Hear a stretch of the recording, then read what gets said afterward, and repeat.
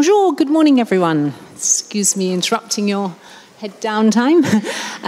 My name is Katie Hill and I'm from B-Lab. Je suis Katie Hill et c'est l'association qui s'occupe de B Corp. Je pense que vous avez entendu parler de B Corp et de B-Lab et différentes approches pour faire la différence via le mouvement B Corp et via les entreprises. Tout d'abord, j'aimerais vous souhaiter la bienvenue et vous remercier d'être parmi nous, vous dire quelques détails logistiques. Nous allons être en anglais pour moi-même, Suvanka et Charlotte.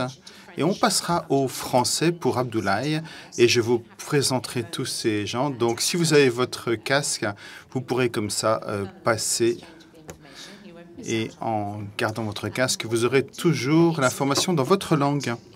Tout d'abord, j'aimerais présenter chacun des intervenants et si vous avez des questions, si vous pouvez les écrire pendant qu'ils parlent. Nous allons donc écouter chaque présentation. Ensuite, on aura plein de temps pour les questions. Ce serait super de ne pas perdre vos pensées au fur et à mesure et vous pourrez un peu comme ça poser des questions à la fin. Je pense qu'on aura un dialogue intéressant une fois que vous aurez eu de quoi alimenter vos réflexions. Alors, nous allons parler, le thème de la session, c'est comment est-ce qu'on réintroduit un sens de la communauté, du tissu de ce que fait l'économie locale. Nous sommes dans un monde tellement mondialisé que comment est-ce qu'on peut avoir à la fois une économie très mondialisée et des sujets qui doivent être abordés au niveau local. Et chacun de ces entrepreneurs que vous allez entendre aujourd'hui font exactement ça et ils se sont coltinés ce problème. Et en tout cas, il n'y a pas une seule façon de le faire. Et ce qu'on examine aujourd'hui dans le modèle B Corp, et beaucoup d'autres organisations regardent ça, c'est regarder un petit peu dans le moteur et de voir quel est l'impact de cette entreprise sur l'environnement, sur la communauté, comment est-ce que c'est gouverné, sur les collaborateurs et qu'est-ce qui est... Quand on regarde la communauté, pour avoir quelques points clés qui sont reflétés par ce thème, quel est le tissu de la communauté et comment est-ce que cette entreprise va participer à cette communauté et la renforcer? Est-ce que c'est les dons? Est-ce que c'est le bénévolat? Est-ce que c'est un programme beaucoup plus intégré pour s'intégrer et faire partie, en tout cas répondre aux besoins de la communauté? Donc, il y a beaucoup d'exemples et d'initiatives qui se passent dans différentes villes et qui permettent de répondre aux besoins locaux pour créer des modèles de transformation qui vont bien au-delà de ce qui pourrait être considéré comme une gestion normale. Il y a donc beaucoup de pistes à explorer pour voir comment est-ce qu'on va pouvoir en retirer le meilleur. Donc voilà comment je voudrais planter le décor. Vous allez entendre trois personnes de trois différents continents différents, donc Inde, Europe et Afrique. Donc Suvanka va commencer. Il a une vision très très large qui change la vie des agriculteurs, environ 1 million en Inde, en les aidant à comprendre quel est le marché pour leurs produits agricoles et comment est-ce qu'ils veulent utiliser au mieux, comment est-ce qu'on peut avoir le meilleur marché. Il va vous parler de ce qui peut être une telle transformation localement et en même temps réfléchir sur un système un changement plus systémique, plus grand, voir comment les marchés peuvent mieux marcher au niveau de la production de fruits et légumes. Donc, des pensées intéressantes.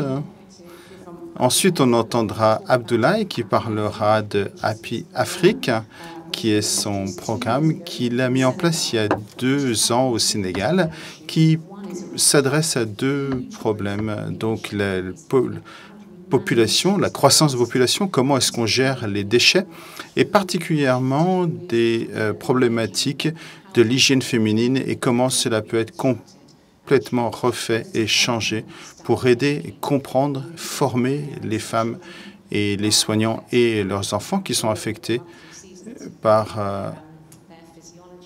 leur physiologie menstruelle et également gérer les déchets. Donc nous allons aussi comprendre comment est-ce qu'on peut aider au niveau local et ensuite voir au-delà de l'horizon. Et ensuite, on écoutera Charlotte qui est en charge de Impact and Learning chez Cooks Food au Royaume-Uni, qui a une croissance énorme et qui veut faire la différence, la façon dont elle fait des affaires. C'est la nourriture, mais je pense que c'est intéressant de voir comment il peut faire la différence auprès des individus, dans les magasins, chez les collaborateurs et dans les communautés locales. Je pense qu'il y a beaucoup de choses qu'on va pouvoir comprendre dans ces différentes présentations pour comprendre le rapport entre le global et le local.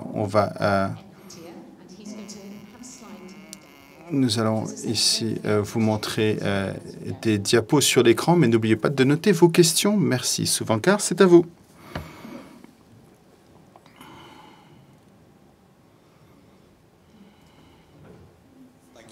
Merci, Katie.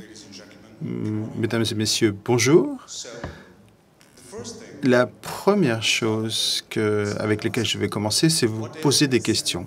Et si je vous disais que la sécurité alimentaire mondiale peut être assurée par des petits fermiers. Et pour ceux d'entre vous qui ne savent pas ce que c'est qu'un petit fermier, la Banque mondiale le définit comme un individu ou un foyer qui a une terre agricole de 5 hectares qui leur permet d'utiliser des outils mécanisés minimaux. Ensuite, leur force de travail, c'est leur famille, et toute la production est utilisée pour la subsistance. Il y a une pléthore de différences entre les petits agriculteurs en Europe, en Amérique du Nord et en Asie du Sud, et surtout en Inde, d'où je viens, et l'Amérique du Sud. Et la raison pour cela, c'est que j'ai été dans tous ces continents pour essayer de comprendre quelle peut être la définition, la démographie des petits agriculteurs. C'est incroyable de voir que un petit agriculteur peut avoir comme surface, ou en Inde, où on est environ à 1 ou 2 hectares de terre. Et ça fait une grosse différence, la surface. Il y a beaucoup d'agriculteurs dans différentes régions. Et ça fait différence si on veut les aider pour ramasser et sécuriser la nourriture qu'ils produisent. Avant d'essayer de répondre à cette question sur comment peut-être les petits agriculteurs vont pouvoir nourrir le monde, il est important de comprendre l'opportunité que nous avons ici. La population mondiale qui va augmenter et les terres sur lesquelles les fermiers produisent se réduisent. Et n'oublions pas le changement climatique qui affecte l'économie locale et mondiale et partout dans le monde. Donc comment est-ce qu'on va pouvoir aider un petit fermier dans une situation où il y a beaucoup de risques juste sur la production de nourriture, et on ne parle même pas ici de transport et de consommation. Donc pour aborder ce problème, je ne veux pas trop me baser sur les faits, mais plutôt sur quelles vont être les conséquences. Et nous sommes au seuil des effets imminents du changement climatique. La production de nourriture est déjà il n'y a déjà plus de correspondance entre la demande et l'offre et en termes de sécurité alimentaire, et les petits fermiers sont en fait au bord de pouvoir résoudre ce problème. Donc, évidemment, ils maîtrisent la nature, ils gèrent la production, mais également les cultures qui vont réduire les émissions de CO2. Ils peuvent également produire la nourriture qui va arriver sur le marché pour des grossistes, des détaillants et des consommateurs. Et pour aborder ce problème, il faut savoir que les petits fermiers ont beaucoup de mal aujourd'hui, en se demandant comment est-ce que je vais pouvoir faire une certaine culture alors que je ne connais pas les variations saisonnières et voir comment est-ce que ça a affecté le produit de production. Comment est-ce que je peux utiliser les bons entrants, les semences, etc. Et comment savoir à quel prix vendre ma récolte. Donc, la raison pour laquelle je peux ça un paradoxe, c'est que toute cette information existe. Elle est dans des universités, dans des institutions et des journaux qui sont publiés pour ceux qui ont la connaissance. Mais pour la première ligne des entrepreneurs qui nous nourrissent, cette information doit être mise à disposition. Et non seulement l'information, mais une information qui se traduit en action. Il ne suffit pas de dire allez utiliser la Citibank. Il est important de voir pourquoi est-ce qu'on doit aller à la Citibank, pourquoi est-ce qu'on a besoin d'un compte d'épargne, etc. Donc voilà, il y a une différence entre fournir l'information et l'action qui s'ensuit. Donc, c'est la même chose pour tous les petits fermiers dans le monde entier. Le Forum économique mondial a défini le SMAC, le Social Mobile Application Cloud, où les entreprises, que ce soit des PME, même jusqu'aux grandes entreprises, vont commencer à former le paysage digital. Et le plus important, le bénéficiaire le plus important, si on revient aux petits fermiers, il ne faut pas ignorer ce premier bénéficiaire. Et c'est là où l'effet est apparu. Et c'est là où intervient Bloom et ce qu'on essaie de faire auprès des petits fermiers pour qu'ils puissent utiliser la technologie numérique pour pouvoir tracer leur chemin, pour pouvoir notamment fournir la nourriture pour des populations locales et mondiales. Et si vous pouvez vous concentrer sur cet aspect ici, que tout cela, ça c'est l'Inde, 120 millions d'agriculteurs, de fermiers,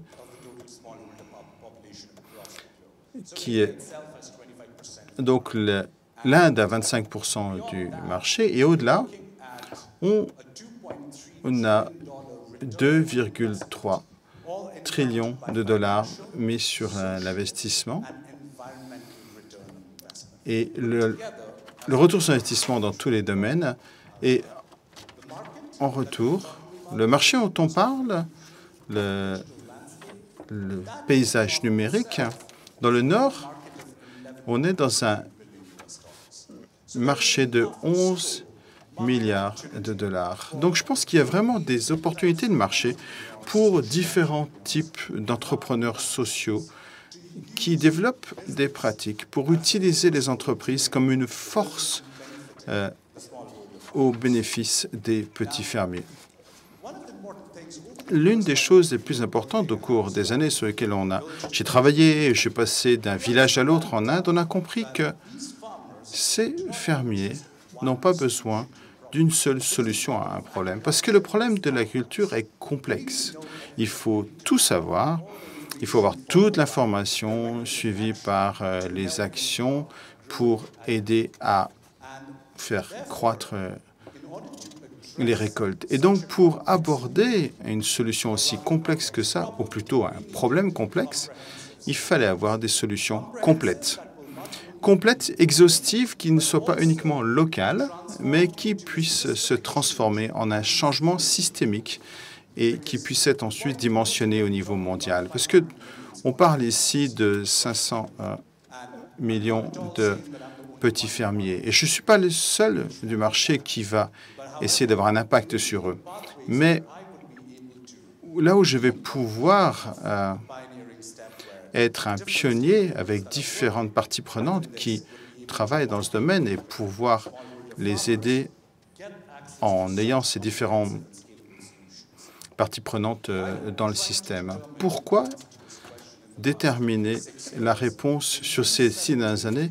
En 2017, j'ai pris le risque, en tant qu'entrepreneur, de changer complètement mon entreprise, d'utiliser la technologie pour aider les petits fermiers et également changer complètement l'approche pour pouvoir dimensionner, d'avoir un impact local et également avoir un impact mondial. Pour faire ça, ce qu'on a finalement fait, c'est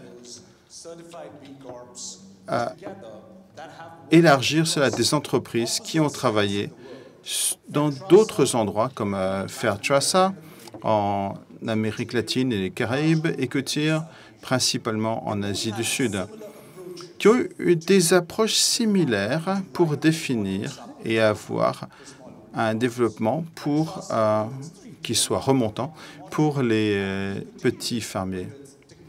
Chacun avec leur spécialité, par exemple, Cotir avec une des technologies mobiles pour se connecter au marché. Avec ces deux acteurs, les solutions commencent à passer vers, dans le domaine de la chaîne de valeur de la nourriture. On a commencé maintenant à passer au niveau mondial. Plutôt de fournir des solutions technologiques où l'information peut être traduite en échange d'un produit ou d'un service, on a des chaînes de valeur de nourriture où on peut avoir du commerce équitable pour l'Europe du Nord, comme ils le font déjà. Et voilà la solution centrale qu'on appelle Bloom. Donc, en fait, quand on essaie d'avoir... pourquoi est-ce qu'on voulait 3 O dans Bloom? C'est pour que ça soit extrapolé. Pensez au problème un peu de paradoxe actuel où le problème est tellement important, c'est que le problème est absolument abyssal. Et ici, ce qu'on propose, c'est une rupture positive pour travailler sur la durabilité. Bloom, en résumé, si je voulais vous dire ce que fait Bloom, c'est que si un petit fermier dans les Andes, au Pérou ou sur les provinces du sud de l'Inde veut faire pousser des brocolis, par exemple, Bloom, comme plateforme, va prendre cette information, la travailler, et ce que ça va prendre déjà en considération, c'est que un nombre incroyable de big data sur le sol, les conditions climatiques locales, d'autres paramètres environnementaux, et ensuite utiliser cela pour recommander et pouvoir voir si le brocoli est le bon choix.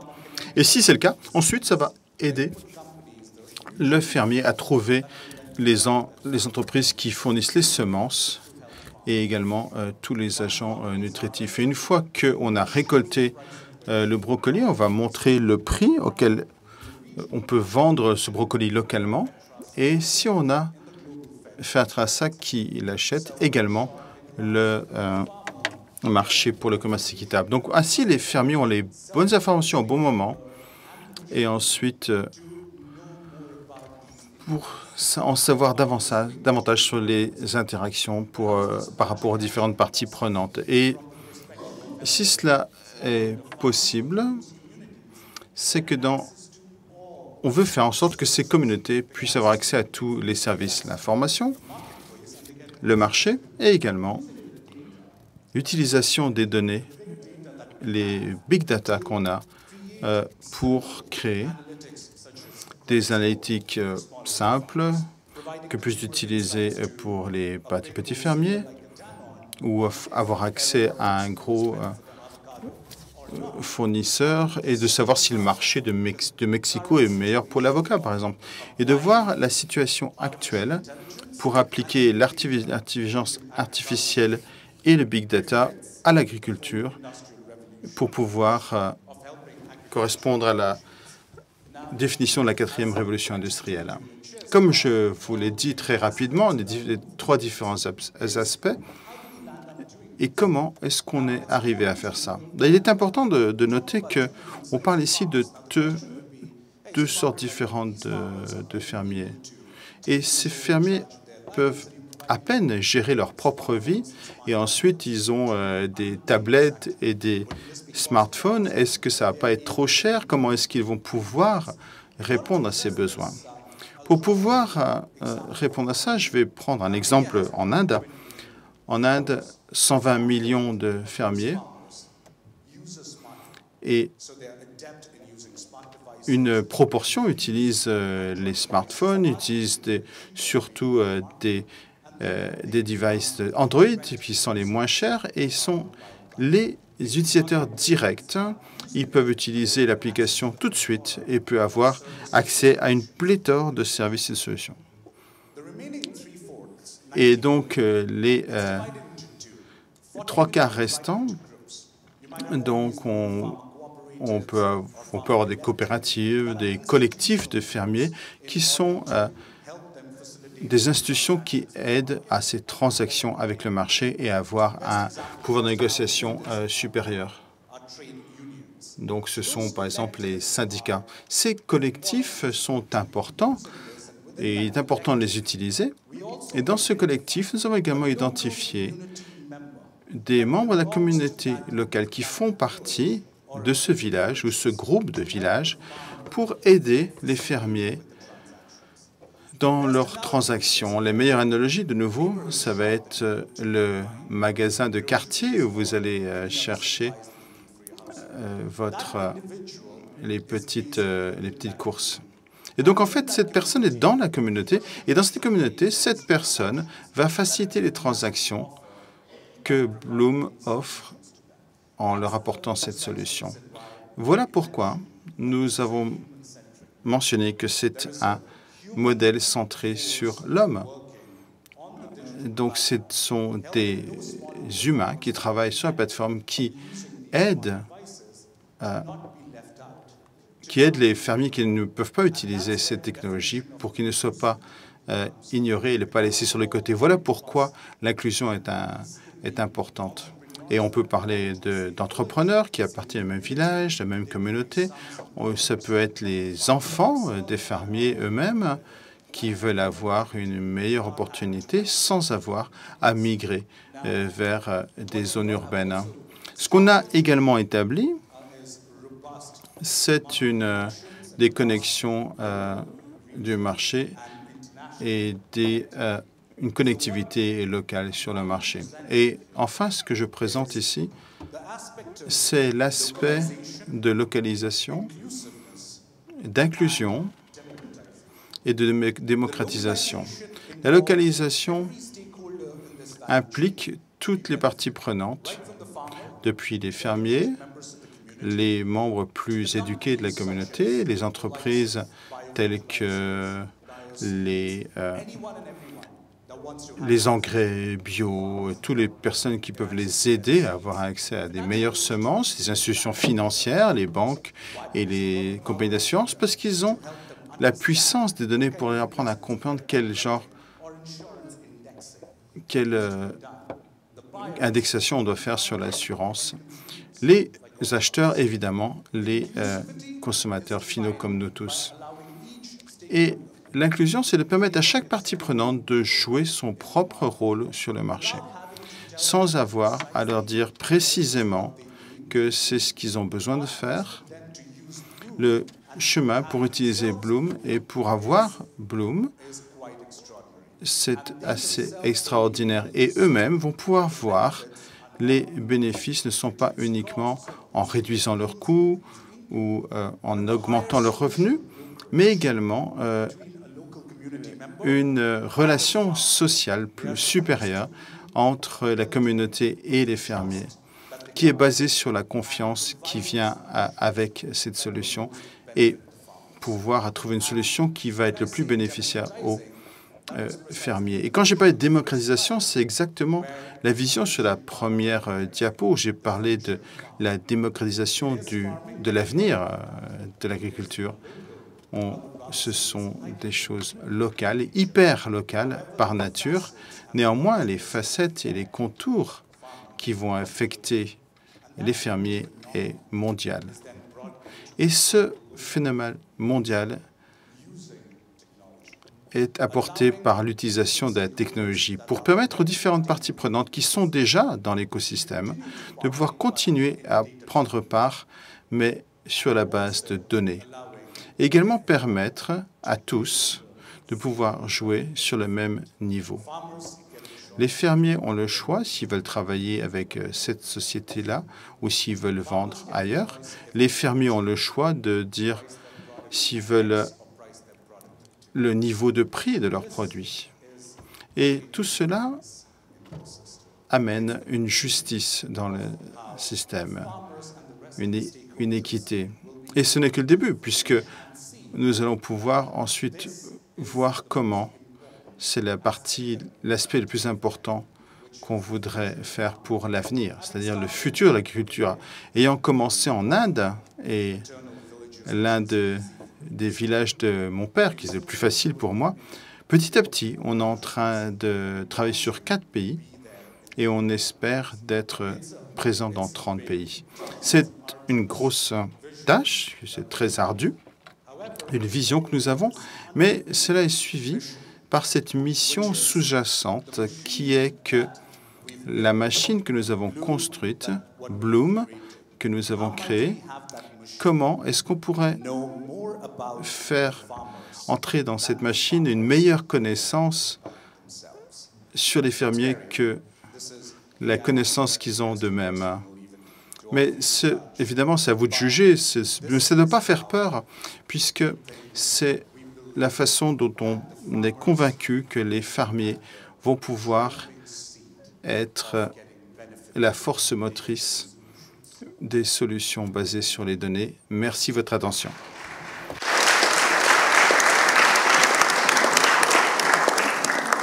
Thank you, Suvanka. Wonderful. How inspiring and how marvelous. Merci Sylvain. Merci beaucoup de ce que vous avez dit. C'est important de connaître justement ces valeurs sous-jacentes dont vous avez parlé, cette confiance, ce partenariat, bien sûr, qui est absolument essentiel dans ce que vous avez décrit, et le rôle de l'intelligence artificielle, si véritablement on peut l'utiliser au mieux de ses capacités. Et c'est vrai que c'est important de ne pas oublier que ceci est aussi essentiel. Il est évident qu'on en parle beaucoup de cette intelligence artificielle, donc il faut essayer de voir quels sont les avantages concrets que ceci pourrait apporter à notre société. Alors, n'oubliez pas vos questions, notez-les bien, et n'oubliez pas non plus de nous faire vos commentaires durant les présentations. Merci encore. Excellent. Donc maintenant, nous allons passer au français. Pas moi, mais notre intervenant. Alors, Happy Afrique, vous êtes le directeur de cette société. Vous travaillez au Sénégal. Ceci fait véritablement à apporter un plus aux communautés dans leur ensemble, aux femmes en particulier, de manière tout à fait pratique. Et donc, je crois que nous allons être très intéressés par ce que vous allez nous raconter et ce qui se présente à l'avenir. Je vous en prie, Abdoulaye.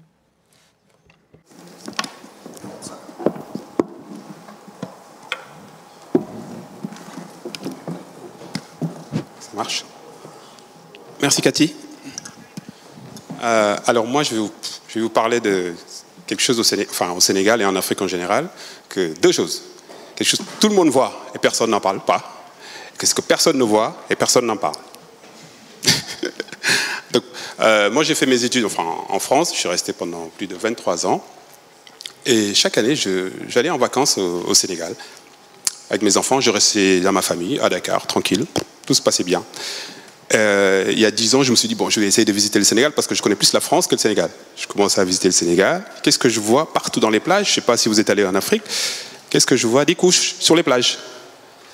Des couches sur les plages.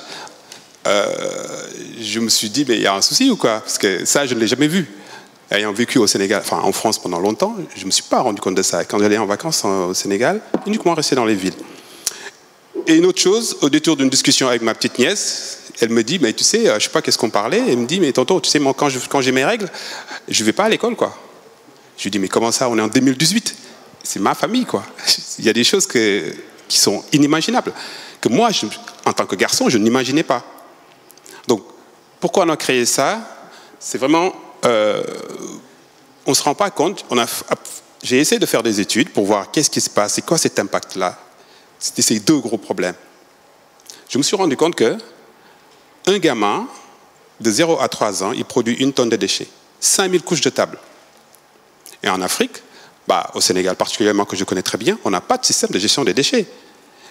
Si vous allez au Sénégal, à chaque fois que vous rentrez dans une ville, vous commencez à rentrer, c'est des montagnes de déchets, vous sortez, c'est des montagnes de déchets. Les gens, ils voient ça, je me dis, mais qu'est-ce qui se passe? Il y a un gros problème, quoi. Et une de ces couches-là, je me suis rendu compte que met 450 ans pour se dégrader. Et on n'a pas de système pour le gérer. Un autre problème, l'histoire des règles. En regardant un tout petit peu les études à gauche, à droite, je me suis rendu compte que 45%, on a fait une étude, 45% des filles rataient l'école quand elles avaient leurs règles. Des choses inimaginables qu'on voit dans les statistiques. Et moi, je fais des statistiques, mais je ne m'étais pas penché. Dans ma famille, ça existait, quoi. Alors, en continuant toujours en termes d'emploi, je parle un peu de chiffres, mais parce que j'aime bien les chiffres, 67% des femmes en Afrique de l'Ouest n'ont pas d'activité économique, quoi. Donc, c'est des choses qui me touchent beaucoup. Je me suis dit, bon, est-ce que j'ai une utilité à rester en France ou est-ce que je suis plus utile, quoi? Et là, avec mon épouse, on a décidé de partir au Sénégal. Partir au Sénégal parce qu'on se dit, ce qu'il me reste dans ma vie, j'ai 40 ans, il vaut mieux que je fasse des choses utiles et je dormirai peut-être mieux. Et ça, ce constat-là, si on le met en face des populations, de l'évolution de la population, aujourd'hui, il y a 185 millions de femmes. En 2017, il y en avait ça. Aujourd'hui, il y en a 190 millions.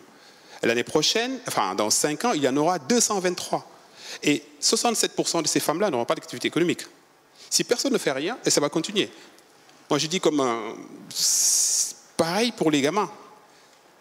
Aujourd'hui, il y a 13 millions de gamins qui rentrent. 13 millions de gamins tous les ans, il y a 13 millions de gamins. Et dans 7 ans, il y en aura 150 millions cumulés. Et imaginez-vous, 150 millions de gamins, 150 millions de tonnes de déchets. Pendant 3 ans. Alors, ça m'a beaucoup choqué. Ça m'a beaucoup choqué. Donc, avec 4 associés, mon épouse et 2 autres associés, on a créé Happy Afrique, qui est une entreprise sociale, qui a pour mission de réduire les déchets, parce que moi, j'en peux plus de voir les déchets. Je n'ai pas envie de me balader au Sénégal pour voir des déchets partout. Je ne prétends pas à supprimer les déchets, mais j'aimerais bien, comme disait Pierre Rabhi, faire ma part. Si je peux, chaque couche que je vends, ça diminue les déchets, ce serait tant mieux, quoi. Réduire les déchets, préserver la santé. Pourquoi préserver la santé? Parce que ce que je ne savais pas aussi, les produits jetables, il y a jusqu'à 50 produits chimiques dans les produits jetables. Que ce soit les couches, les serviettes hygiéniques, jusqu'à 50 produits chimiques. Et en Afrique, il fait très chaud, il y a énormément de problèmes de santé. Et j'en ai connu parce que j'ai des enfants, je suis allé là-bas, j'ai acheté des couches ici, je suis acheté des couches au Sénégal, ce n'est pas du tout les mêmes couches. C'est pas du tout, on n'est pas logé à la même enseigne. Favoriser l'autonomie aussi, parce que je pense que gérer ces règles, les filles, elles ont leurs règles pendant 40 ans. Donc, obligé, il faut savoir les gérer. On ne peut pas imaginer ne pas savoir gérer ces règles aujourd'hui, en 2018. Et créer des emplois, parce que si on n'a pas des petites entreprises qui créent des emplois, aujourd'hui, nous avons créé 8 emplois, plus nous, ça fait 10 emplois. Et petit à petit, je pense que c'est comme ça, au niveau des territoires, on s'est installé en dehors de Dakar. C'est comme ça qu'on peut créer des impacts. Et aussi inspirer, parce qu'on ne peut pas tout faire. On ne peut pas tout faire. Chacun fait sa part. Et moi, je pense que j'essaie de faire ma part. Nous, on essaie de faire notre part. Et après, on essaie de... Voilà, on arrivera à mieux dormir, quoi. Parce que je ne dormais pas depuis que j'ai su ces chiffres-là, je ne dormais pas. Je ne dormais plus. Donc voilà, l'idée, c'est quoi? Une Afrique innovante, durable et responsable. Donc, nous avons créé 2 types de produits, spécialement des produits d'hygiène réutilisables, mais aussi des services digitaux. J'en parlerai plus loin. Les produits d'hygiène, c'est surtout les couches bébés, qui marchent très très bien, qui sont réutilisables plus de 400 fois, qui permettent d'éviter 1 tonne de déchets. Quand on a 2 kits comme ça, on a 1 tonne de déchets en moins. Des fois, j'en ai rencontré des femmes à qui on en avait donné. Au début, on a donné, on expliquait. Tout de suite, ils voient l'utilité. Parce qu'on voit les déchets, on se dit, voilà, la couche qu'on a achetée à 100 francs et qu'on jette, il va rester ici 400 ans et ça ne bougera pas, quoi. Et ce problème-là, tout le monde commence à le voir. Et avec 8 culottes et 12 inserts, ce qui représente l'équivalent de quelque chose comme 45 000 francs CFA. On est autonome pendant 3 ans, 0 déchets, pas de produits chimiques. Et au Sénégal, si on prend le problème des lavages, j'en ai amené ici, vous pourrez en voir après, il n'y a pas de problème de lavage, il n'y a pas de problème d'eau. Il y a des problèmes d'eau, bien sûr, mais tout le monde est propre sur lui-même. Donc, on peut laver des couches. L'autre produit, c'est les serviettes hygiéniques qui sont lavables aussi, réutilisés à plus de 400 fois, qui permettent aux filles d'être autonomes, de pouvoir gérer les règles, autonomes pendant 5 ans, 0 déchets, 0 produits chimiques, et faire des économies aussi. Et on a créé un autre système aussi qui s'appelle la trousse première. Parce qu'on s'est rendu compte, en allant voir les écoles, rencontrer des enseignants, que les filles n'arrivaient pas à gérer leurs règles. Déjà, il y avait des problèmes de se procurer des produits comme ça. Et un autre, je les gérais dans les écoles, c'est-à-dire il n'y a pas de structure, des toilettes, tout ça. C'est des choses qui empêchent, qui font que je vois ce que ma nièce me disait, quand j'ai mes règles, ben, je préfère rester à la maison. C'est plus simple, je rate un jour ou 2 jours, mais c'est pas grave, quoi. Mais cumuler sur 20 ans, ça devient un peu grave, quoi. Donc voilà, nous, notre tous premières règles qu'on propose aux jeunes filles, qui leur permettent d'être autonomes, de savoir tout ce qui se passe dans la règle, parce qu'il y a énormément de tabous au Sénégal. Énormément de tabous, c'est pas uniquement au Sénégal, mais en France aussi. Les mamans n'en parlent pas à leurs filles, bah, les filles, elles en parlent à leurs copines, des fois comme ça, bah, ils regardent les informations sur Internet, tout le monde ne sait pas les mêmes informations et les bonnes informations. Donc nous, on a fait un guide aussi qui explique c'est quoi les règles, comment les gérer, et proposer aussi des produits pour gérer ces règles. Et ceci va amener du confort, de l'autonomie, voilà, comme d'habitude, avec des produits qui sont sains et naturels. Mais créer tous ces produits-là et sans informer, c'est rien. Parce qu'il faut que les gens sachent. Donc on a créé des programmes pour pouvoir informer les gens, pour faciliter l'accès à ces produits et aussi conscientiser les gens. Parce que c'est uniquement en sachant que les habitudes peuvent changer. Donc nous avons créé un programme qui s'appelle Changeons les règles, qu'on déroule depuis quasiment 6 mois, avec des partenaires locaux, qui on explique, quand on leur explique, ils comprennent tout de suite, c'est tabou, hein. Les problèmes des règles, c'est tabou. Quand moi j'en parle, on me dit, waouh, un garçon qui parle de ça, c'est toujours pareil, quoi. Surtout un Sénégalais, un musulman qui parle de ça, ouais, non. Quand on parle de ça, même aux copains, ils disent, ah non, non, ça c'est les histoires de filles. Alors que ces histoires de filles-là, c'est dans nos familles, c'est pour nos sœurs, pour nos petites filles, quoi. Et moi j'ai 2 filles et j'ai pas envie que, voilà, un jour qu'elles me posent ces questions-là. Donc on a créé des programmes d'information, changeons les règles, pour informer en langue locale, parce que souvent au Sénégal, il n'y a pas assez de sites internet. On regarde les sites en France, au Canada, c'est pas la même culture, c'est pas la même chose. Si on réagit, si une jeune fille réagit comme une jeune parisienne, c'est pas bien vu. Donc nous, on essaie de mettre en place un site internet avec des informations locales, avec des experts locaux, des témoignages de femmes, d'infirmières pour expliquer. Et ça commence à prendre. Une page Facebook, parce que maintenant tout le monde est connecté sur Facebook, des applications mobiles aussi. On a gagné le 3e prix entre parenthèses, l'application mobile des RFI l'année dernière. Et des ateliers d'information, parce qu'on s'est rendu compte, comme je disais tout à l'heure, que les mamans n'en parlaient pas à leurs filles. Et qu'est-ce qu'on fait maintenant? On fait des ateliers, on invite les mamans, qui viennent avec leurs filles, et on appelle des infirmières qui en parlent, qui expliquent c'est quoi les règles, comment les gérer, à quel âge on va avoir ces règles. Et ça, je pense qu'il y a, quand on sort de ces ateliers-là, il y a beaucoup de mamans qui nous remercient. Merci beaucoup d'avoir fait mon boulot, quoi, parce qu'il y a un gros tabou, il y a un énorme tabou. Donc aussi des guides d'information et la trousse dont je vous parlais tout à l'heure. On a créé aussi un autre programme qui s'appelle Take Part, parce qu'on s'est rendu compte que voilà, c'est des produits, nous on ne veut pas faire des produits bas de gamme. C'est des produits qui sont naturels, des produits bio, et qui sont un peu chers. Ils sont un peu chers, ça coûte 20 € le kit ou bien 10 € le kit. C'est un peu cher. Je pense que pour le Sénégal, là on est en train de réfléchir pour un produit mass market. Mais on met en place un programme Take Part qui permet à des tiers payeurs de financer des kits pour des femmes qui sont plus pour des personnes qui n'ont pas les moyens de les acheter, que ce soit des serviettes, que ce soit des couches, pour les écoles, et pour des villages plus reculés. Et ça commence très bien à marcher aussi. Donc là, on a des partenaires, et nos partenaires les plus importants, ça c'est nos partenaires un peu officiels, mais on a des partenaires aussi sur place avec qui on travaille, c'est-à-dire les réseaux de femmes, parce que, je ne sais pas si vous connaissez, en Afrique, au Sénégal, il y a beaucoup de systèmes de tontine, et c'est par là que passe l'information. Donc ce sont des femmes qui se réunissent, une dizaine, vingtaine, cinquantaine de femmes qui se réunissent tous les mois, chaque semaine, chacune met 100 francs, 500 francs, et il y en a une qui prend la somme, et comme ça tourne régulièrement. jusqu'à la fin de l'année, et puis on reboucle. Parce qu'il faut savoir que voilà, l'épargne au Sénégal, les gens ne mettent pas leur argent à la banque. Il y a 12% de taux de bancarisation, quoi. Donc, il n'y a que comme ça qu'on peut se financer. Et nous, on profite de ces systèmes-là, voilà, pour introduire les produits, expliquer et faire passer l'information auprès de ces femmes-là. Donc, on travaille beaucoup avec ces réseaux de femmes-là au Sénégal et avec aussi ces partenaires, parce que aussi, ce sont des entreprises qui peuvent aussi financer des kits, qui peuvent aussi appuyer notre action. Donc, juste pour terminer, je veux juste, avec la phrase de Mère Teresa qui expliquait que tu peux faire ce que je ne peux pas faire, je peux faire ce que tu ne peux pas faire, mais ensemble, nous pouvons faire de grandes choses. Je pense que c'est en étant ensemble, chacun fait sa part, et c'est comme ça qu'on peut faire de grandes choses. Merci.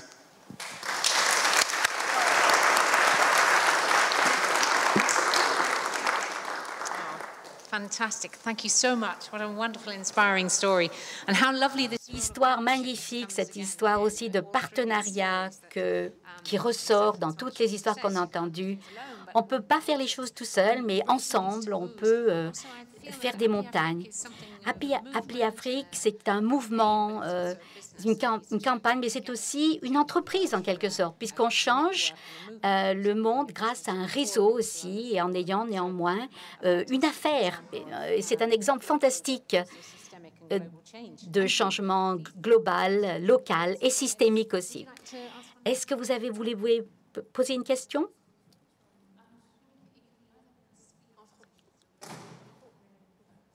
Bonjour. Alors, je trouve le projet vraiment très très bien et je voulais savoir, de part, si vous faisiez aussi des interventions dans les écoles, dans les universités, et de deux, est-ce que vous sensibilisez aussi les hommes par rapport à ce sujet?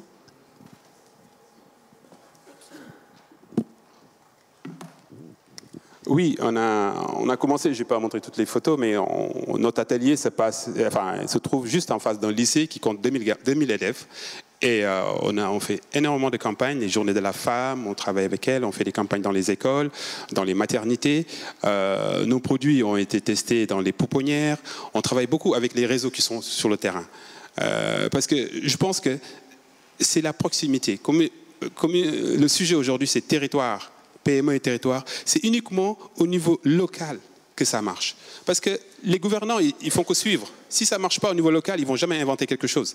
Mais nous, on travaille beaucoup donc, avec les lycées, avec les réseaux de femmes qui sont voilà, sur le terrain. On fait beaucoup de campagnes de ce sens-là. Excellent. Donc maintenant, nous allons passer à Charlotte, qui travaille avec Cook Food, qui est dans le Kent, qui n'est pas très loin du Nord-Pas-de-Calais. Et elle s'est focalisée sur le fait de comment savoir créer un impact dans nos communautés locales pour essayer de faire en sorte que le changement soit durable et aille dans l'intérêt du bien commun. Charlotte travaille aussi, nous a essayé aussi à lancer le mouvement du B Corp. Ce n'est pas uniquement une amie, une collègue, c'est véritablement quelqu'un de très précieux. Charlotte, je vous en prie. Thank you, Katie.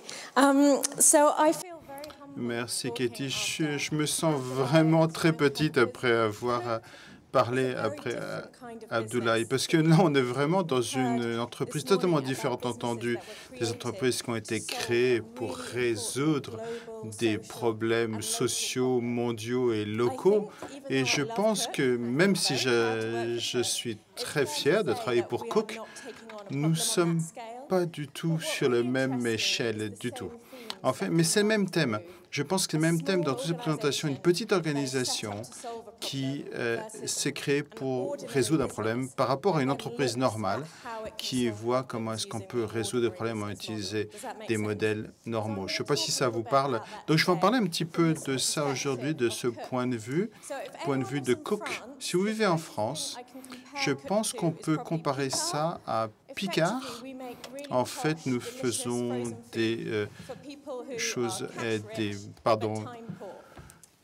nourriture très haut de gamme pour des gens qui ont de l'argent mais qui n'ont pas le temps. Donc, comment est-ce qu'on peut faire des petites des petits changements pour avoir un impact local et j'espère contribuer à quelque chose qui est un peu plus avancé. Donc Cook, donc entreprise familiale de 1997, on vient juste d'avoir 20 ans, toujours entreprise familiale.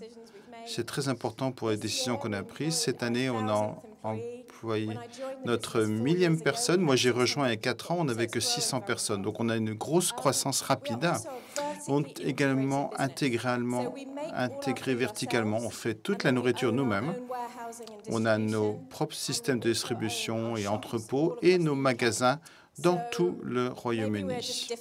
Donc peut-être qu'on a refusé de travailler avec les gros supermarchés en Angleterre. On ne travaille pas chez Tesco ou Sainsbury's, puisqu'on veut vraiment avoir notre indépendance et y rester. Et nous soutenons des petits détaillants. Donc nous avons nos propres réseaux de magasins, mais également petits sur des magasins qui sont dans des jardineries ou dans des fermes. Et nous sommes à 70 millions de chiffre d'affaires en livres. Donc il y a beaucoup de gens, ce n'est pas vraiment la bonne façon de faire de l'argent parce que ce qu'on a fait, c'est qu'on essaie d'avoir autant de personnes que possible impliquées dans la fabrication. On fait tout à la main. Quand on regarde nos petits canapés qu'on fait, ça prend des heures à les faire à la main. Ça serait beaucoup plus facile de faire ça dans une usine. Mais au-delà, on a une grosse cuisine. Ce qu'on veut créer, c'est d'avoir un sens pour le travail et pour les gens qui le réalisent, ce travail. Nous sommes dans le nord du Kent, qui est une des zones dans le top 5 des plus pauvres au Royaume-Uni. On a des gens vraiment qui ont du mal à trouver du boulot, qui ait du sens et qui soit bien payé et qui puisse leur offrir une évolution. Beaucoup de gens qui travaillent pour nous sont sur les minima sociaux et on peut avoir des situations familiales assez difficiles. On a beaucoup de gens dans nos cuisines, 400 notamment, et également des gens qui travaillent dans nos magasins. Donc notre modèle, c'est qu'on adore la grande rue. Amazon, c'est super, ces solutions digitales sont super, mais il nous manque quelque chose quand on achète en ligne. Et ce qu'on a également trouvé, c'est quand on regarde nos consommateurs, c'est beaucoup de nos consommateurs sont des gens qui vivent seuls et ils n'ont pas le temps. Ils achètent chez nous parce qu'ils n'ont jamais le temps. Donc, en fait, pour créer un moment dans le magasin où les gens leur parlent, essayer de créer une solution ou tout simplement essayer de les connaître, c'est incroyable la valeur que ça a. On a beaucoup de gens qui viennent chez nous qu'on appellerait les mamans actives, qui sont plutôt bobos, chics. Et on a également des personnes âgées qui vivent seules et qui ne voient pas grand monde. On a des gens qui viennent chez nous, qui viennent acheter un repas par jour, juste pour avoir une excuse de venir et pouvoir avoir une discussion avec Pam et Margaret. Peu importe si c'est du bœuf bourguignon ou de la tourte au poisson, c'est pour avoir une conversation. C'est une partie très importante de notre travail. Donc ça, c'est un de nos magasins. 400 personnes y travaillent dans tout le Royaume-Uni. Donc, j'ai dit qu'on était une entreprise familiale, on est en croissance. Il y a 8 ans, on s'est aperçu que, voilà, si on veut continuer à grossir, à grandir, il faut écrire nos valeurs. Donc voilà nos valeurs, on les a écrites, 5. Je pense que la plupart s'expliquent, parlent d'elles-mêmes. Soyez remarquables. Il faut être si remarquable que personne ne pourra faire autre chose que vous remarquer. Donc, il faut, quand on a eu une dispute, il faut se réconcilier et être bien amusé. Donc, Churchill Pig, donc, apparemment, il adorait le cochon. Parce qu'il y en a certains qui regardent et vous voyez, un chat, c'est dédaigneux, par exemple. Mais un cochon, ça regarde l'homme dans les yeux. Et c'est comme ça qu'on devrait se regarder. Donc, en gros, voilà. Donc, en fait, on arrête de dire des conneries, on se regarde dans les yeux. Soyez le cochon de Churchill et soyez honnête. Alors, quand on a commencé, on a commencé à voir que la communauté au travail. Comment est-ce qu'on fait partie d'une communauté de collaborateurs? Donc, on a fait des choses très simples. On a décidé qu'on allait signer pour Living Wage, qui est bien au-delà du SMIC anglais. Donc, ça fait une grosse différence dans le Kent du Nord. On a également un plan pour avoir des prêts d'honneur. Donc, tous les gens qui travaillent pour nous et qui ont des soucis, doivent payer leur loyer ou ils ont cassé leur machine à laver, ils ont 3 enfants, on peut leur prêter entre 500 et 1000 livres sans intérêt et garantie. On a également un accès à la formation. On a aussi la Dream Academy. Donc, toute personne qui travaille pour nous peut avoir un coach de vie pour atteindre leurs rêves. Donc, on investit dans les gens, des choses toutes simples comme avoir, par exemple, on ne peut pas être la plus grosse entreprise avec des super mutuelles ou des super avantages sociaux, mais on peut faire des choses toutes simples. Donc, chez Cook, on a toujours le jour de son anniversaire en congé. Quand on se marie, on va donner à manger. Et si vous voulez avoir, une réduction énorme, et également quand le moment de la naissance, on remplit le congélateur, par exemple. Donc, on peut aussi avoir des gens qui vont en vacances dans nos centres de vacances. Certains de nos employés n'ont pas été en vacances depuis 40 ans, et puis ça leur a permis comme ça de partir enfin en vacances, et ils ont pu économiser assez d'argent pour aller en vacances. Ça fait une grosse différence. Après, nous être concentrés sur notre communauté de collaborateurs, on s'est aperçu qu'on pourrait faire mieux. On a une petite entreprise, mais on pouvait peut-être regarder autour de nous. Et c'est à ce moment-là qu'on a découvert la B Corp Community, donc ce badge qu'on porte tous, qui est une communauté internationale d'entreprises qui veulent essayer de redéfinir le capitalisme, voir si on peut utiliser le capitalisme pour faire autre chose. Donc, Cook a passé le test, et qui est très, très strict. Et vous voulez voir, est-ce qu'on a une bonne entreprise? Est-ce qu'on peut porter notre badge avec fierté? Pour être une B Corp, il faut avoir 80 sur 200. Et nous, on est arrivé à 80. On est arrivé à 79,8. On a vraiment, vraiment poussé. C'était le début d'un long voyage pour nous essayer de comprendre ce qui se passait dans plein d'industries différentes dans le monde entier. C'est comme ça qu'on est devenu une B Corp.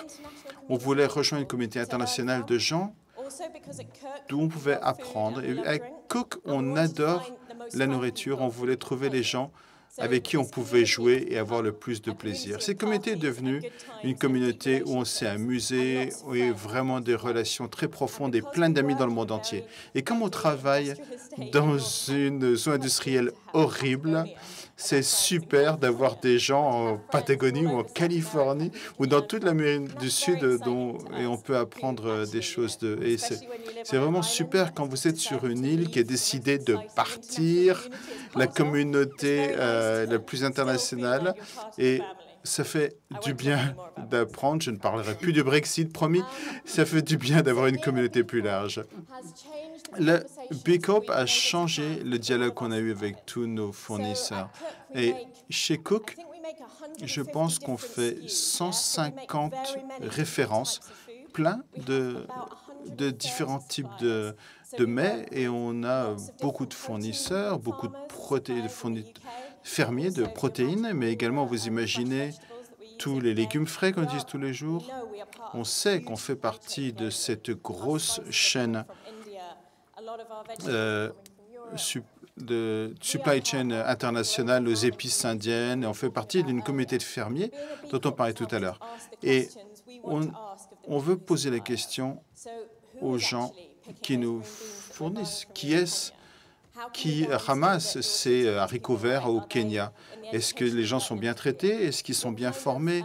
Quel genre d'énergie vous utilisez? Est-ce que l'énergie que vous utilisez est renouvelable? La certification B Corp nous donne la validation pour poser ces questions, et également d'être honnête sur ce qu'on fait et ce qu'on peut apprendre des autres. Donc, on veut vraiment partager notre score, notre tout petit score, mais également voir qu'on a investi là-dedans et qu'on essaie de s'améliorer.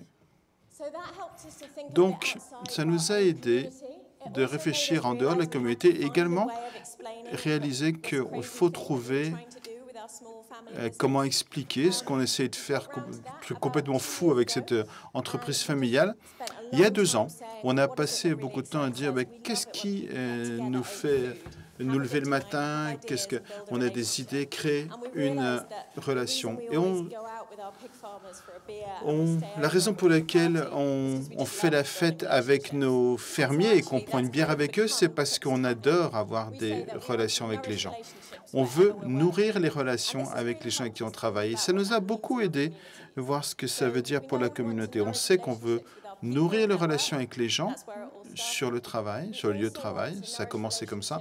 On veut nourrir les relations avec la société. C'est pour ça qu'on est devenu une B Corp. Mais on sait qu'on fait également partie de ce système global. On va voir cette relation avec l'origine de la nourriture. En jaune, je vais juste vous en parler de cette tache jaune. On veut nourrir les relations avec nos clients et leur communauté. Alors, qu'est-ce que ça veut dire pour nos magasins? Tout d'abord, pourquoi est-ce qu'on a des magasins?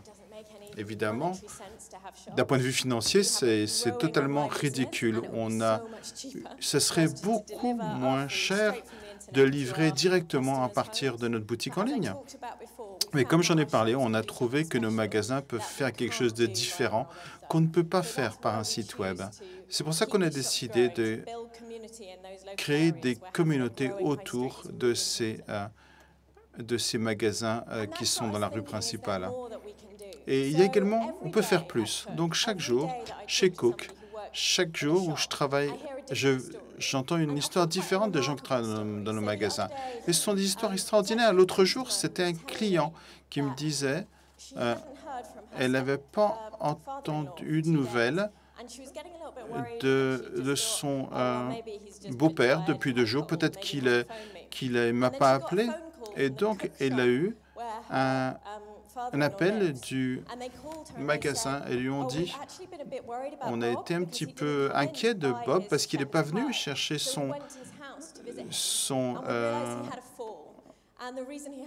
et la raison pour laquelle cet homme n'était pas venu, c'est parce qu'il était allongé par terre parce qu'il avait eu une attaque. Donc, je pense que pour moi, je pense que c'est très important cette relation. Donc, nos magasins peuvent également, hyper local, puisqu'on parle de ça, ces magasins comprennent ce qui se passe dans la communauté.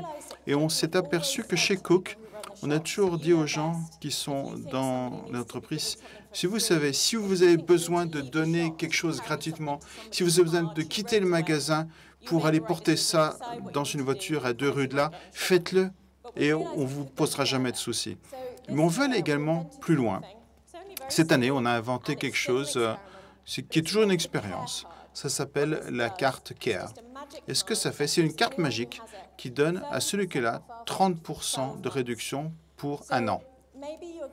Peut-être qu'on a des soucis. On a des fois des lettres de gens qui ont des enfants à l'hôpital. Et le plus dur, c'est qu'ils ont d'autres enfants. C'est très difficile de continuer à manger parce que si on passe des heures à l'hôpital pour s'occuper d'un enfant malade. Mais nous, notre nourriture peut se mettre au micro-ondes et c'est bon. Donc, on peut toujours avoir une sorte de semblant de repas grâce à nos plats. Donc, pour ces gens qui ont une vie d'enfer, on peut faire notre petit geste pour leur simplifier la vie. Voilà comment est née la Care Card. Celui qui travaille dans un magasin et qui commence à se dire « Vous avez des soucis en ce moment, c'est le moment, c'est peut-être un décès dans la famille, ou alors on a du mal, ou peut-être vous êtes malade, vous avez du mal, et c'est difficile de cuisiner avec des béquilles. » Donc, on vous donne une Care Card, et en gros, c'est 30% de réduction pendant 1 an. Donc, voilà ce qu'on essaie. Vous imaginez, la réaction a été extraordinaire. J'étais chez Cook et puis en fait, j'ai juste dit que ma femme avait une chimiothérapie et ils ont passé 1 demi-heure pour essayer de trouver cette carte spéciale pour moi. Et quand je suis revenu, ils me l'ont offerte. Et j'ai dû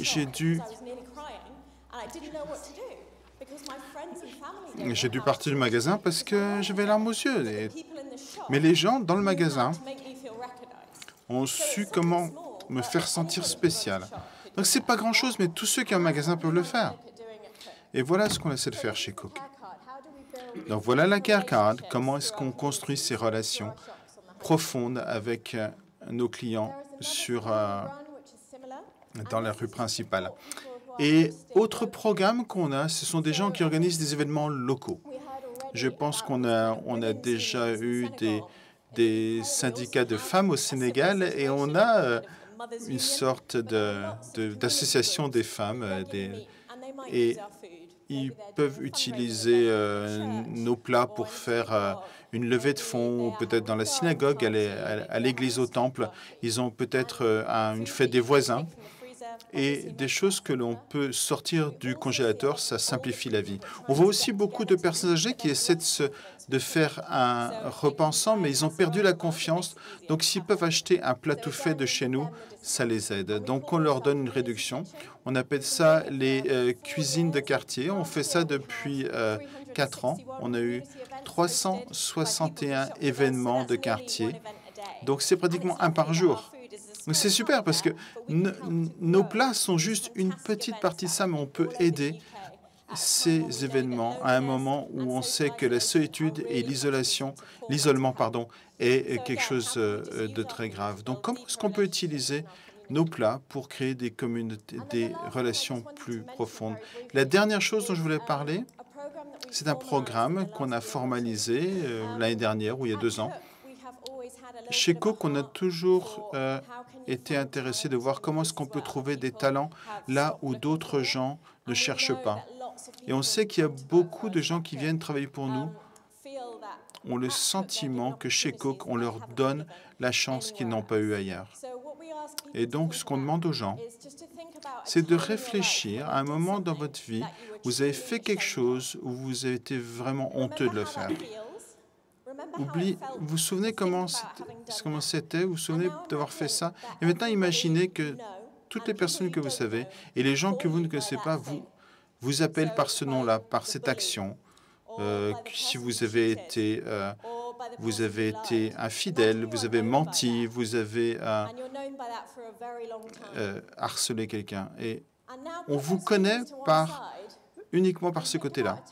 Essayez à un moment donné où quelqu'un a cru en vous. Peut-être c'était un prof, un coach sportif. Peut-être c'est quelqu'un qui a vu que vous pouviez faire quelque chose et vous pouviez être fantastique.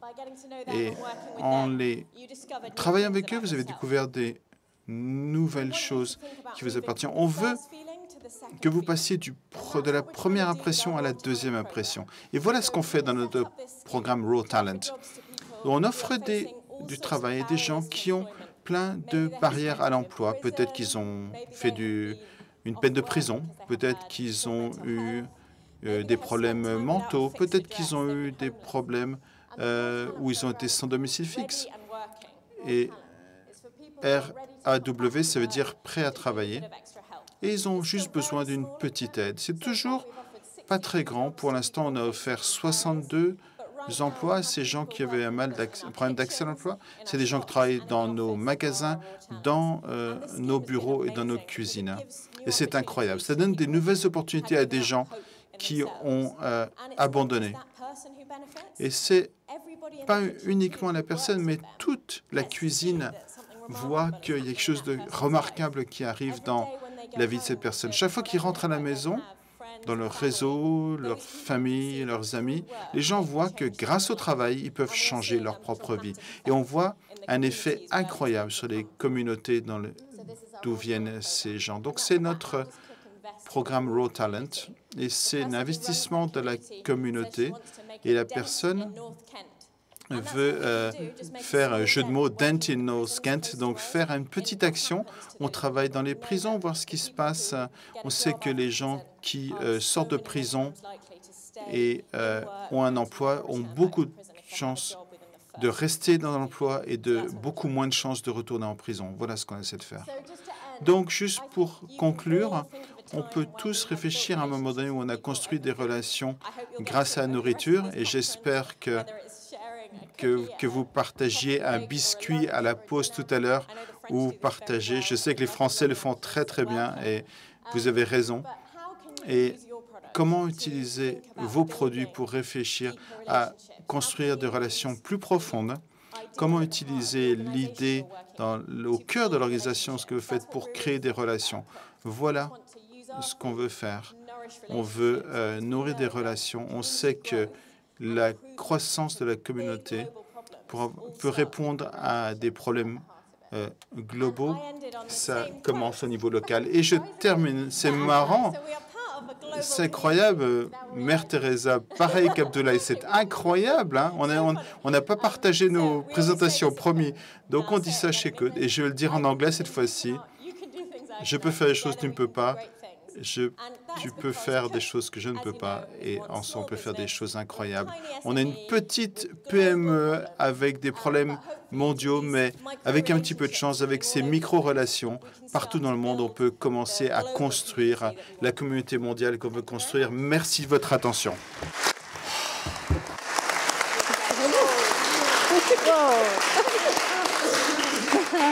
Mother Teresa speaks to us all. How wonderful. What's so lovely, I think, is just the sense that you ask the questions or you think. C'était vraiment super parce que on pose des questions et on pense que la capacité humaine pour surmonter des choses, mais également faire que les choses se passent, ça juste pas de fin. Et je pense que c'est très, très audacieux. Ils ont ouvert des portes, ouvert des choses, ils ont eu des dialogues qui sont pas faciles à avoir, ils ont réussi à casser des tabous, ils ont mélangé l'humain et la technologie pour construire des choses entre eux et construire des passerelles pour aider la vie humaine. Et il y a beaucoup de choses que j'aimerais ressortir. On a plein de temps pour les questions. Je vais commencer avec vous et j'aimerais également en poser quelques-unes. Thank you. I'd like to ask Sivanka, just a little bit more about the business model. Alors, à propos du modèle économique que vous utilisez pour les micro-entrepreneurs, qui paye, comment ça se passe? Donnez-nous un petit peu une idée de ce micro-modèle. C'est une bonne question. Encore une fois, donc, pour faire une analogie, les micro-entrepreneurs ou les agro-entrepreneurs, c'est la même chose. Ce sont les experts de la nouvelle technologie, par exemple, qui véritablement gagnent de l'argent avec ces nouvelles technologies. Donc, si on a par exemple une centaine de fermiers pour chaque transaction qu'ils font à travers Bloom, ils ont une mesure incitative. Et cette mesure leur permet non seulement de rester sur la plateforme, mais aussi de faciliter les transactions entre fermiers. Et donc, dès qu'on a des revenus de la part des fermiers qui participent à ce système, les fermiers doivent payer un abonnement. On teste ceci encore pour essayer de comprendre si c'est véritablement viable ou pas. Et sur cette somme, cet abonnement, 40% va aux micro-entrepreneurs, ce qui leur permet de gagner davantage que ce qu'ils gagneraient tout simplement par la transaction. Donc, ce modèle économique double permet aux micro-entrepreneurs, quel que soit l'endroit où ils se trouvent, de faire partie de la plateforme Bloom et de continuer donc à apporter ces services. Je dois dire que, bien sûr, qu'il y aura des problèmes peut-être d'abandon ou il y aura des difficultés. C'est vrai qu'au début, ça n'a pas vraiment bien fonctionné, mais essayer de comprendre un peu quels sont les besoins, les aspirations de ces fermiers. On essaie de façon, en construisant les communautés, de faire en sorte que véritablement on soit pertinent pour eux grâce à la plateforme. Merci, Hevi Marashi. Je viens des Émirats arabes unis. Merci beaucoup de cette discussion sur des sujets totalement différents les uns des autres. Ce que je conclus de ceci, ce que je retire de ceci, c'est que il y a donc même s'il y a une direction à robotiser le monde, je vois que l'esprit de l'homme se rebelle et revient au centre de l'univers, de la situation. Donc, merci de ces manifestations de ce que les êtres humains peuvent et pourront faire lorsqu'ils se regroupent, et ceci est le résultat du fait qu'ils sont des bons êtres humains, empreints de bonté. Alors, est-ce que vous pouvez nous donner des résultats tangibles de la mise en œuvre de cette révolution numérique que vous avez lancée? avec Aboulaye. Je voudrais vous demander, Aboulaye, comment est-ce que vous êtes parvenu à surmonter ce défi culturel durant ce processus que vous avez lancé? Et avec Cook, j'ai plusieurs questions à vous adresser. Je trouve fantastique ce que vous avez fait. Est-ce que vous pouvez nous dire quels sont les pourcentages d'approvisionnement auprès des marchés locaux qui sont les vôtres? Quel est le pourcentage de l'en-ligne, des approvisionnements en ligne? Est-ce que vous écrivez le nom des agents conservateurs que vous mettez dans vos produits? Et comment mesurez-vous l'impact disons, de tout ceci sur la population ou locale?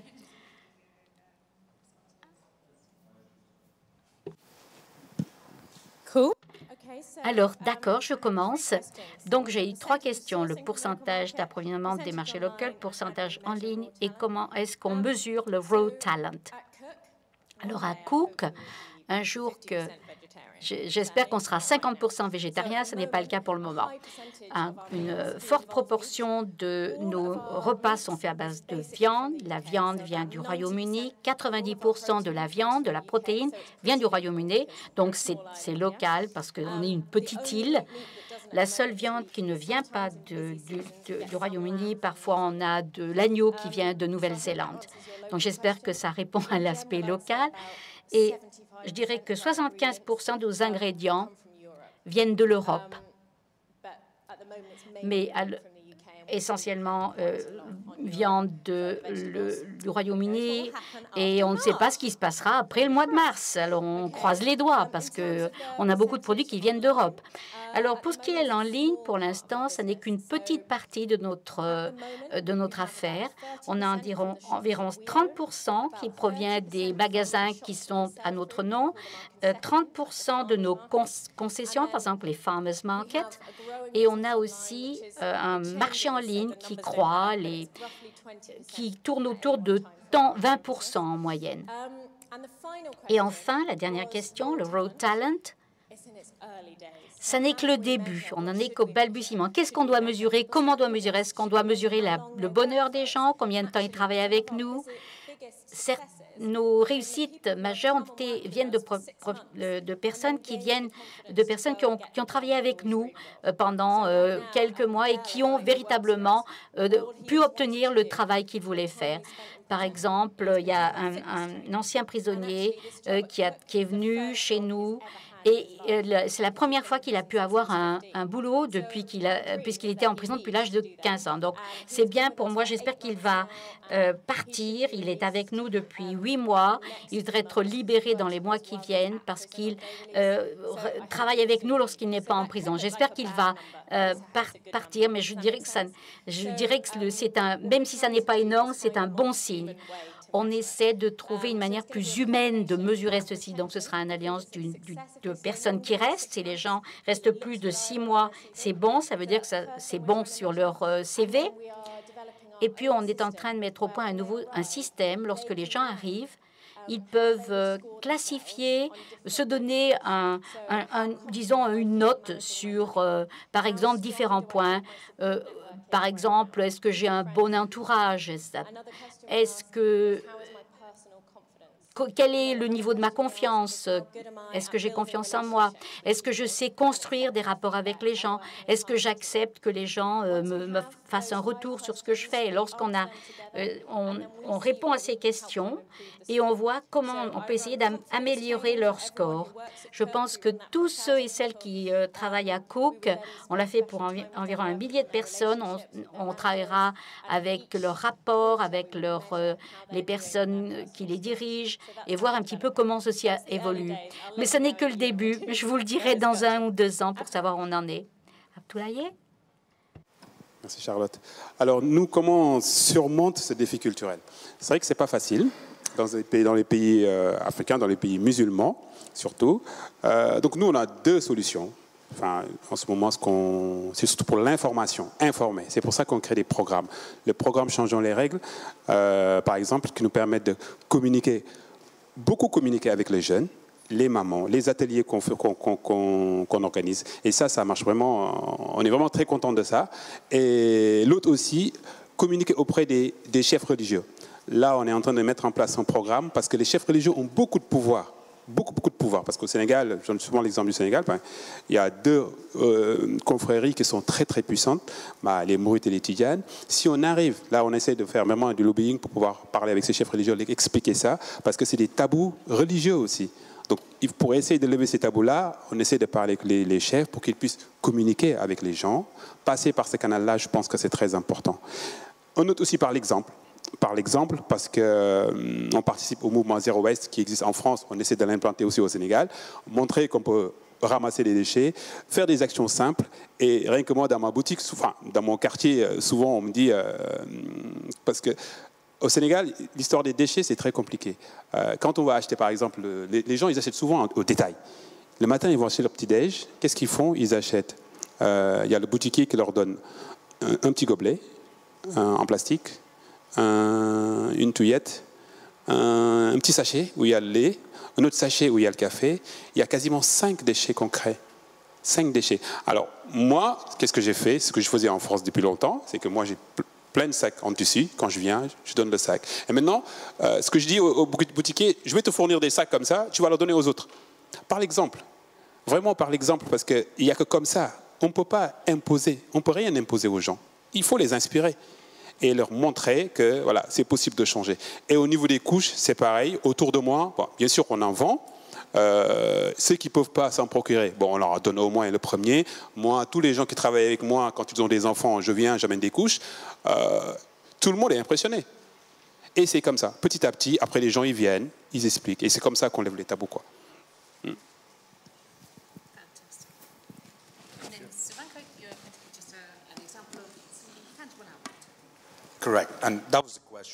Alors, ça, c'était une question sur comment mesurer donc notre site. Charlotte, elle passait de cet écosystème. Et la question que vous avez appelée d'Abdoulaye était sur essayer de comment on peut faciliter le changement de comportement. Avec les parties prenantes avec lesquelles nous travaillons, je vous donne quelques chiffres. On a commencé en Inde, on a travaillé au Bangladesh, en Cambodge, au Népal. C'est facile à dire, mais pas facile à faire. Et puis, on est parvenu à travailler environ 70 000 fermiers. Alors, on a vu que ces 70 000 fermiers avec lesquels on a travaillé, ils voulaient tous être sur un projet. Il y avait des gens qui apportaient de l'argent, soit ils le faisaient pour rien, d'autres qui voulaient en retirer un profit. Par exemple, il n'y avait plus d'argent dans le projet. Eh bien, ils ne voulaient pas payer pour continuer à avoir ce type de service. Donc, c'était un processus d'apprentissage. Et on a vu un petit peu ce qui se passait. Et on s'est rendu compte qu'il fallait aussi avoir un système de tarifs à temps partiel. Et j'ai eu une révélation véritablement. Si les fermiers sont les segments les plus importants de mon travail, ce sont des gens aussi qui ne savent pas dire pardon, s'excuser. Donc, c'est important de comprendre cet aspect. Et lorsqu'on travaillait avec 267 de ces micro-entrepreneurs, pour atteindre ces 70 000 infirmiers, nous ont permis donc véritablement d'impulser ce changement. Et on a pu donc mesurer chacun des aspects que Bloom pourrait apporter le nombre de fermiers effectifs, ceux qui utilisent des produits chimiques, ceux qui sont en transition de la chimie au bio. Et il est évident que ceci n'est pas donné à Dupont. Ceci est utilisé en usage interne pour que l'on comprenne ce qui se passe et pour véritablement que le modèle puisse se répliquer. Et de cette façon, on peut évaluer cette transition de la chimie au bio en, par exemple, accroissant aussi le revenu. On peut en fait voir ce qui se passe à tous ces différents niveaux. Et vous avez parlé des micro-entrepreneurs parce que bien sûr, on a ce modèle économique avec les micro-entrepreneurs. Il faut bien sûr qu'on suive ce qu'il se passe au niveau des mesures incitatives.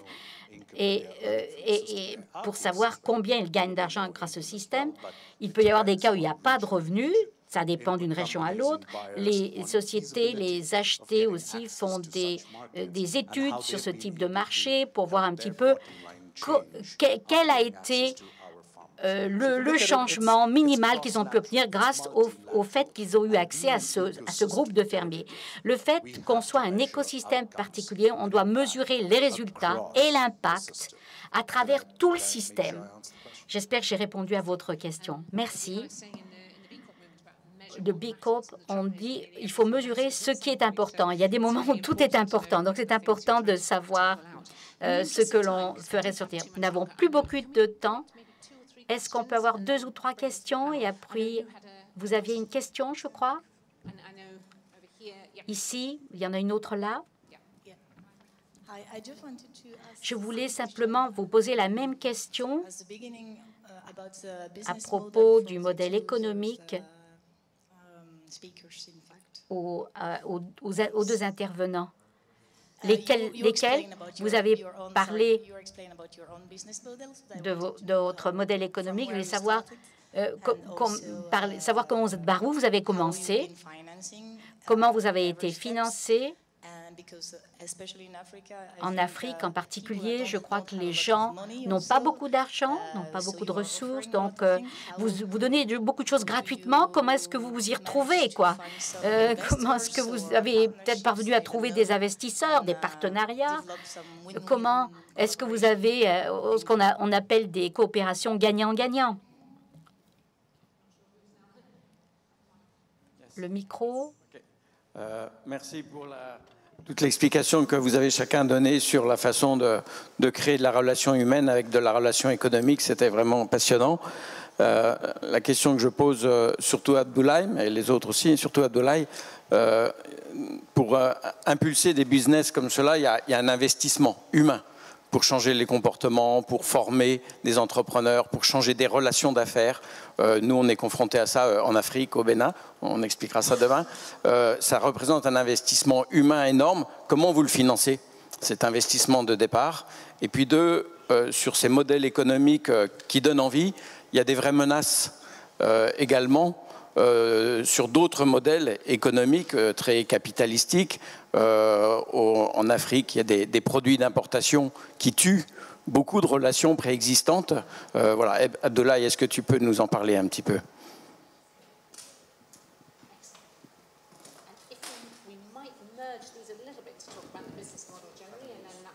Il est possible qu'on puisse un peu allier les questions.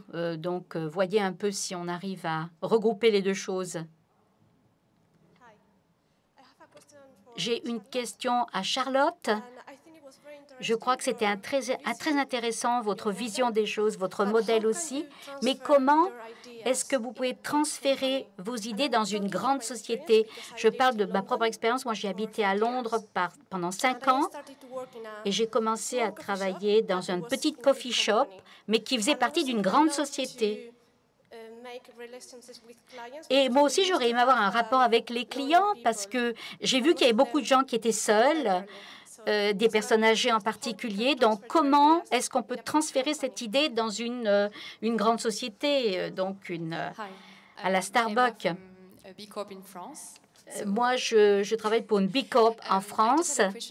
J'ai une question pour Cook. Comment est-ce que vous construisez d'autres rapports avec les magasins qui sont dans votre rue? J'aime beaucoup toute cette photo avec tous ces magasins qui sont tous différents les uns des autres.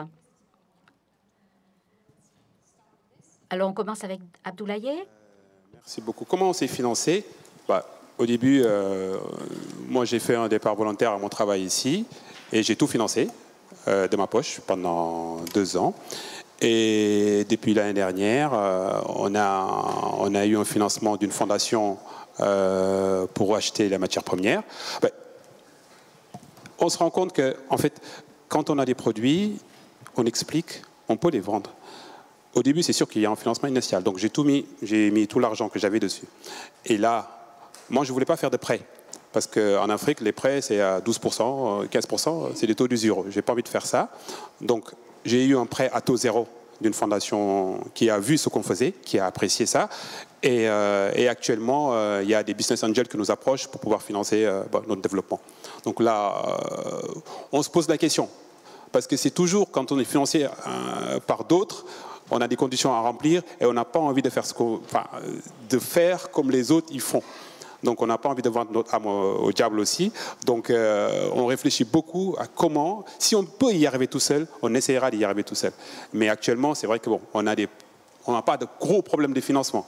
Parce que on achète la matière première. C'est vrai que le gros problème, c'est le BFR, parce qu'on achète beaucoup de matières premières ici. La seule chose qu'on ne fait pas en Afrique, c'est qu'on achète de la matière première en Europe, parce que les tissus comme ça n'existe pas au Sénégal. On les fabrique sur place, on les coupe, et tout se fait sur place.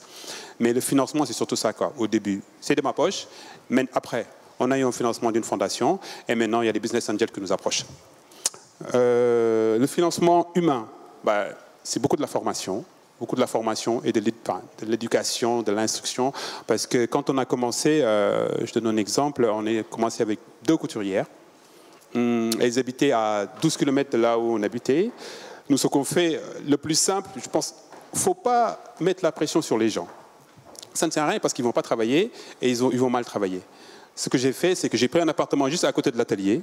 Je paye l'appartement, je dis, OK, tous les week-ends, vous pouvez aller chez vous. Je suis allé voir leurs parents, je leur ai dit, je vais surveiller, il n'y a aucun souci. Je surveille, elles sont à côté de l'atelier, elles travaillent super bien, et jusqu'à présent, ils sont très fidèles. Je pense que quand les gens, on leur montre qu'on tient compte de leurs besoins, qu'on les respecte, je pense qu'il n'y a pas de raison.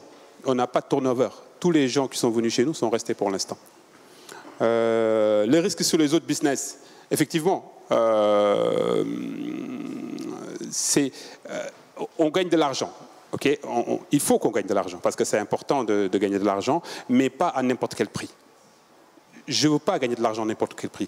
Il y a le marché. Aujourd'hui, en Afrique, il y a, comme je disais, dans les 5-7 prochaines années, il y a 150 millions d'enfants qui vont naître. Il y a des couches à vendre. Hein.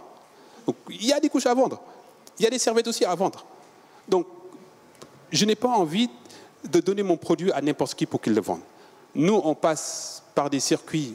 On a un bénéfice, certes, parce que si on n'a pas de bénéfice, on ne vit pas. Mais on veut des bénéfices partagés aussi.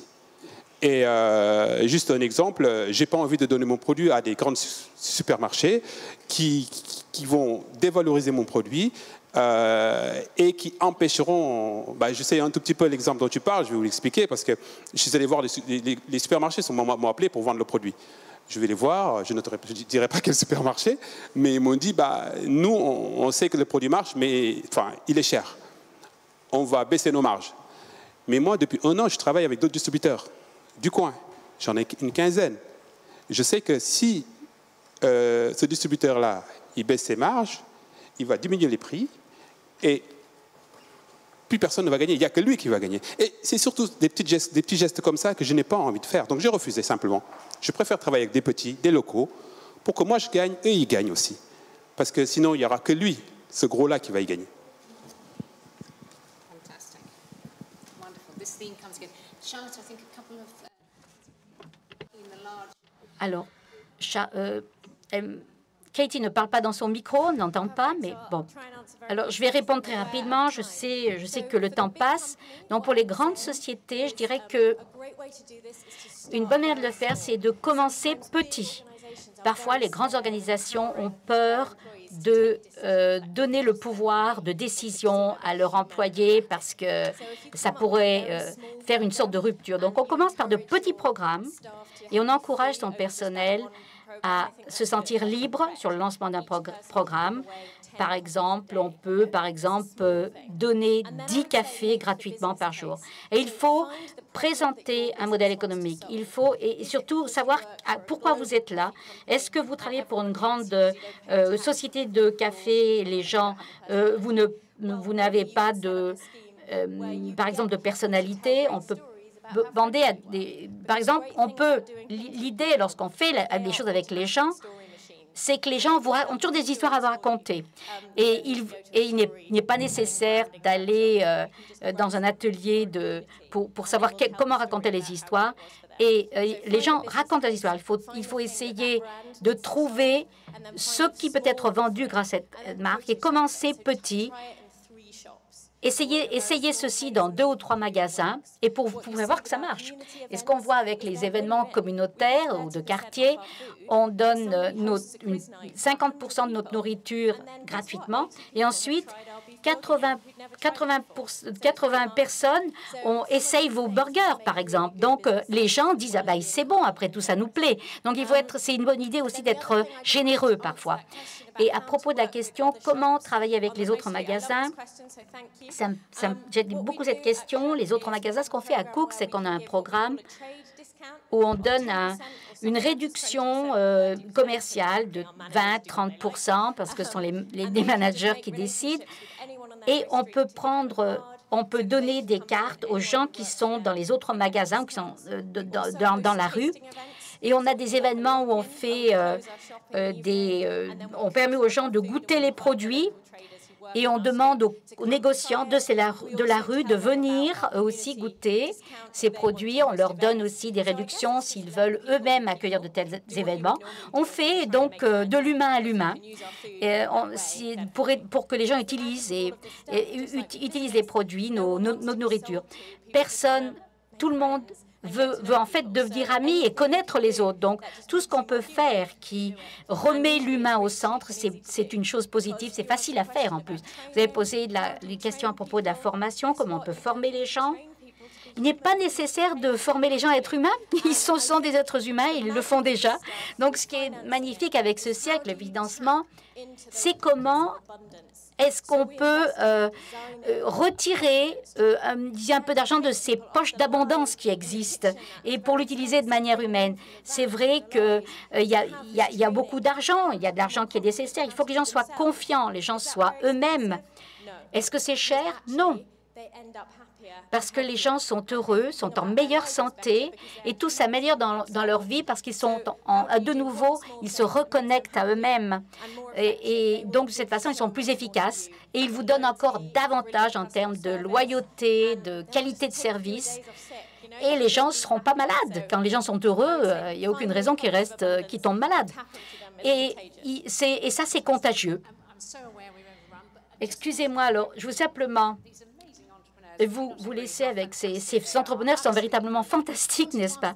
Je vais vous demander de donner 2 adjectifs qui font à votre avis, donc, donnez-nous 2 adjectifs pour expliquer. Est-ce que vous êtes confortable d'être un entrepreneur qui fait quelque chose de positif? Quelle impression ça vous donne de changer quelque chose au quotidien dans vos différents lieux? 2 mots. Confortable, oui, bien sûr. 2 mots, c'est tout. Parfois, on sent qu'on a trop de pouvoir. Et l'autre, c'est la ténacité. Charlotte, c'est véritablement passionnant et en même temps, on se sent humble. Abdoulaye? Alors, moi, je disais être bien, parce qu'on se sent bien quand on fait du bien, quoi. Se sentir bien, ça c'est vraiment... l'autre mot, je dirais, rendre service aussi. Rendre service. Yeah. Parce que je vois quand je crée des emplois, quand j'embauche quelqu'un, je vois la différence que ça peut créer dans sa famille. Et ça, c'est tout un plaisir. That's why we have such wonderful panelists, because that just describes to you why they're marvelous. Voilà, donc, applaudissons-les. Merci.